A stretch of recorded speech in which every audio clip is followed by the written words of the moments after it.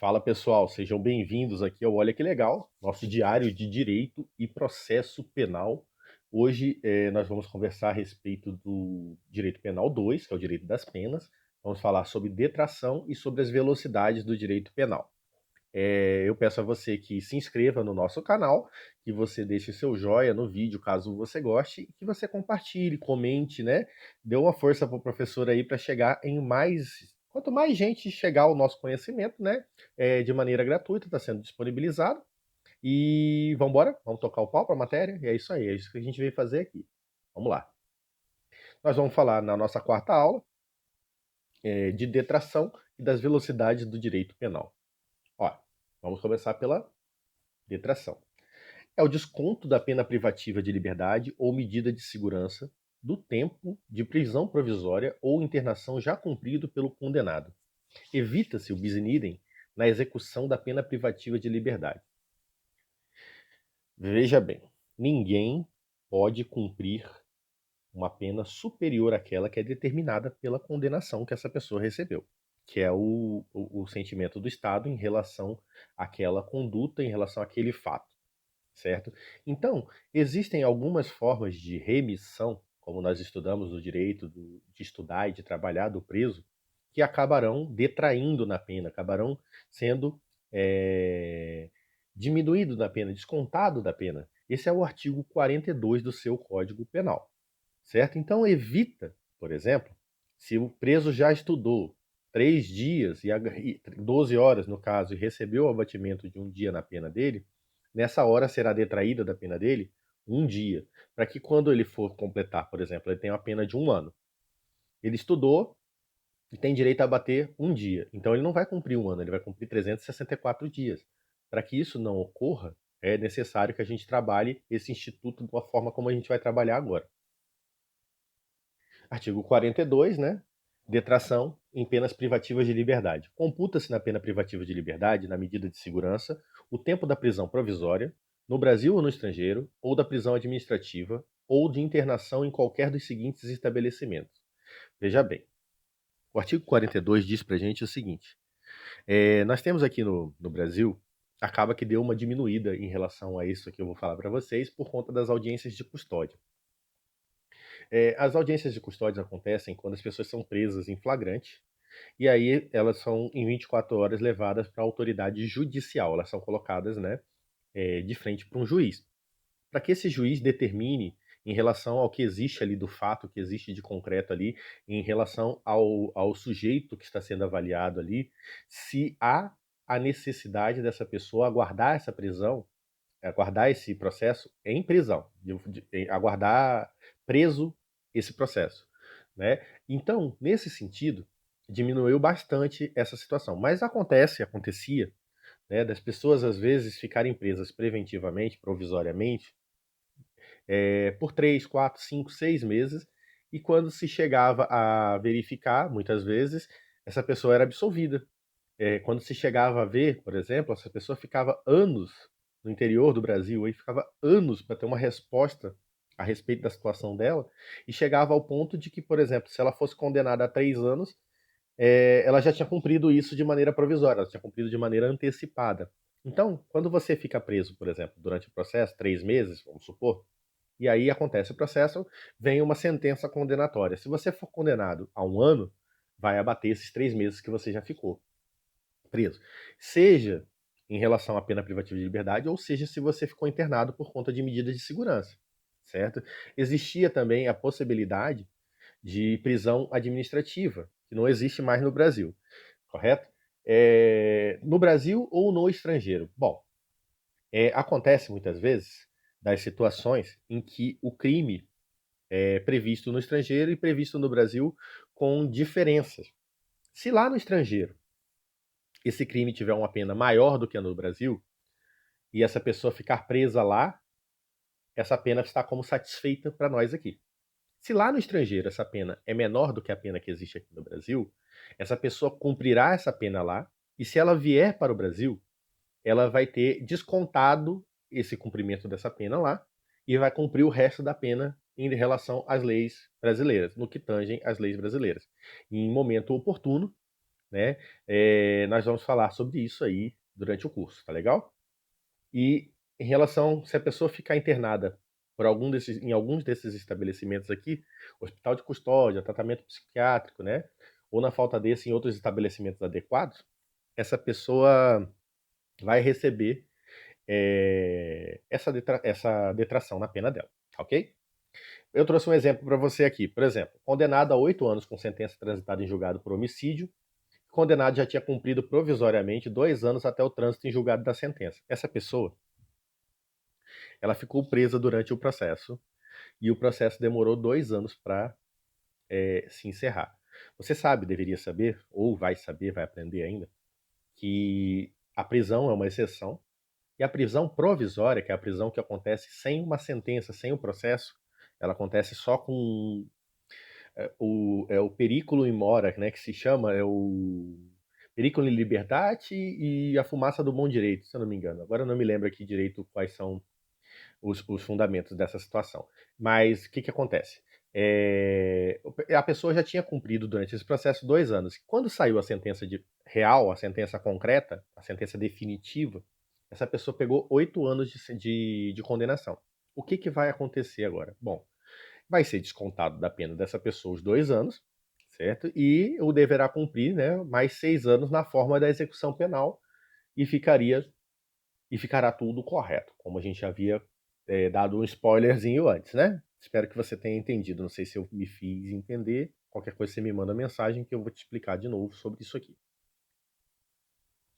De quem que é a competência para realizar essa detração e para verificar essa remissão? Bom, é do juiz da execução, conforme o artigo 66, inciso 3, a linha C, lá da Lei de Execuções Penais, que é a LEP. É a Lei 7.210, certo? Compete ao juiz da execução, entre outras situações, né? Você pode ver que tem os 3 pontinhos aí. O que, que isso quer dizer para você? Se você estiver acompanhando com o seu vademecum, né? Você precisa fazer exatamente o que eu fiz aqui. Se nossa prova for com consulta, por exemplo, e a gente estiver procurando sobre detração e remissão, não tem por que as outras situações estarem grifadas. Então, quando você abrir a LEP e ia passar no artigo 66 para saber o que, que é de competência do juiz da execução, você já vai estar marcadinho lá a letra C. Ele compete ao juiz da execução decidir, né, sobre, entre outras coisas, a soma e a unificação de penas, a progressão ou regressão de regime, que nós já estudamos, a detração e a remissão da pena, a suspensão condicional da pena, o livramento condicional e os incidentes da execução, que nós vamos ver nessa sequência mesmo, vai ser a nós vamos entrar na dosimetria daqui a pouco, né? E nessa sequência aí nós vamos falar também sobre suspensão condicional da pena, famoso sursis em algumas situações, e o livramento condicional. E ainda vou te falar, de repente não, com certeza eu vou te falar a respeito da situação do acordo de não persecução penal que veio agora com o pacote anticrime. Como é que funciona? Eu falei para vocês lá atrás, né, que as penas elas podem ser privativas de liberdade, restritivas de direito ou pena de multa.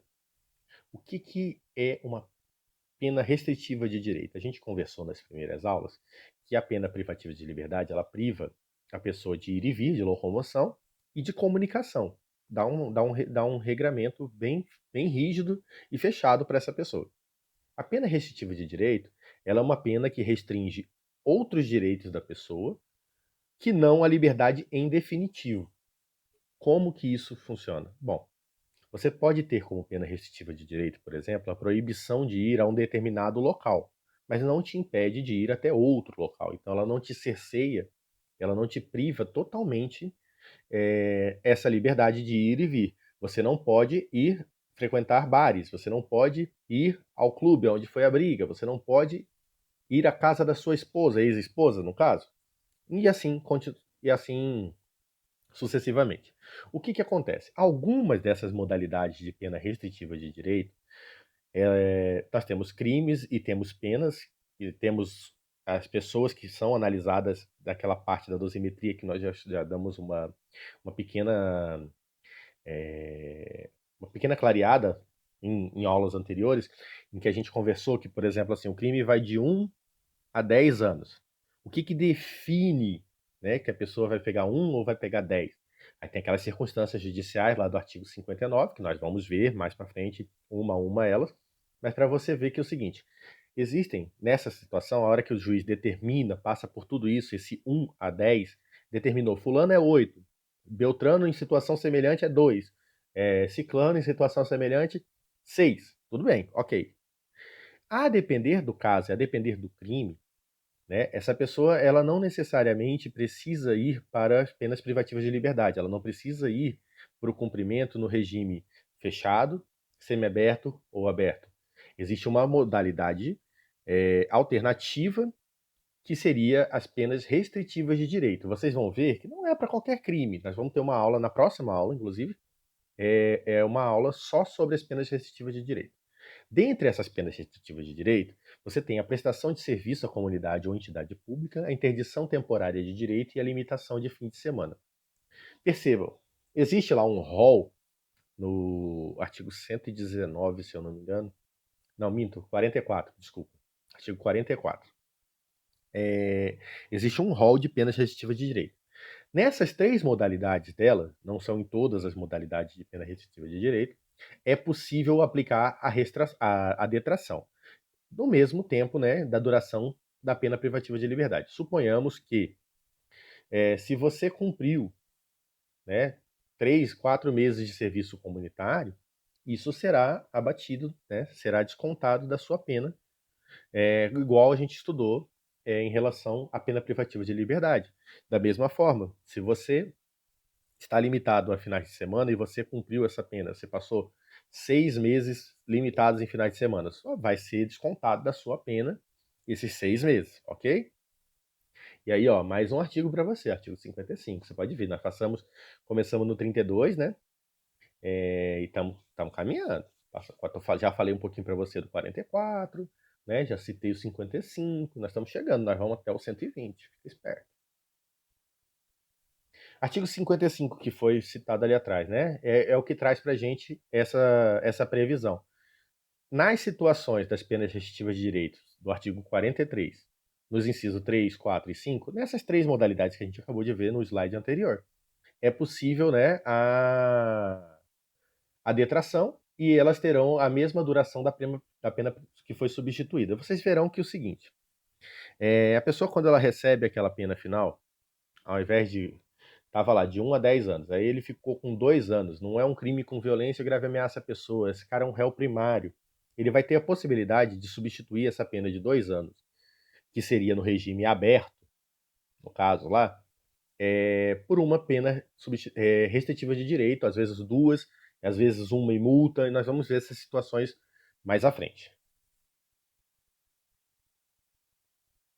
Eita, travou. É possível a detração em pena de multa? Não se admite a detração penal na pena de multa, diante a vedação legal da conversão da multa em pena privativa de liberdade. Olha, o que que fica definido? No Brasil, a gente não tem pena de prisão para para situações cíveis. A única situação que tem hoje é do devedor de alimento, certo? Então, nas outras situações, uma vez que é convertida em pena de multa, se essa pessoa não paga essa pena de multa, não tem como ela ser reconvertida novamente em pena privativa de liberdade. Então, essa pessoa vai lá para a Fazenda Pública, vai ter uma certidão na dívida ativa, né? Vai contar um débito para dessa pessoa com relação ao Estado. Mas isso não é o suficiente para fazer com que ela volte, essa pena seja desconvertida, por assim dizer. Bom, vamos trocar agora de assunto, ok?